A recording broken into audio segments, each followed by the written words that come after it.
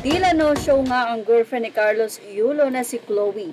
Maging sa mga parada nito ay hindi nga makikita itong si Chloe. Ito ba'y dahil sa mga bashing na natatanggap ni Chloe nitong mga nagdaraang araw?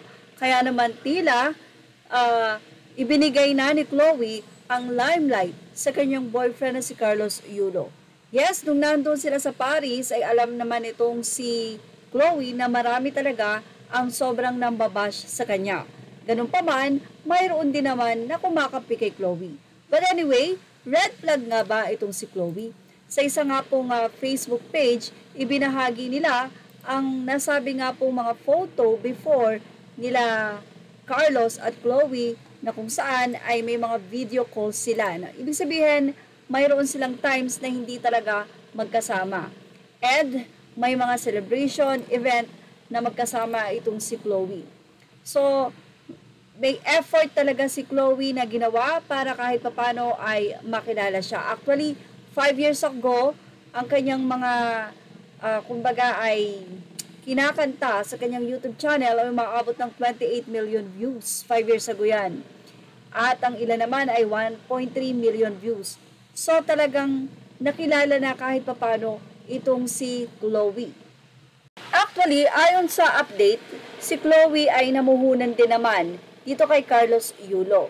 Parang dun sa kwento, isa si Chloe sa talaga namang nag-sponsor din kay Carlos. Hindi naman nila ina-expect na doon sa kanilang pagsasama or collaboration bilang itong si Carlos sa isang atleta at parang siguro parang manager-manager yung ganap nitong si Chloe, nagkaibigan ng dalawa. Yun lang naman pananaw ko. Kaya naman, noong nagkaroon ng panalo na double gold, itong si Carlos, okay naman ang lahat. Not until na malaman na may issue pala sa kanilang pamilya. Doon na nga lumabas na tila inagaw ni Chloe ang atensyon o ang buong atensyon nitong si Carlos sa pamilya niya. 4 years na ang relasyon ng dalawa, kaya naman doon sa buong 4 years na yon ay tila doon nga nagkaroon na ng boundaries between Carlos and his family. Well, narito naman ang naging komento ng mga netizen. Red flag nga ba si Chloe? Narito ang opinion nila. Whatever you say, Carlos should not abandon his family. He should patch up with his family, especially his mother.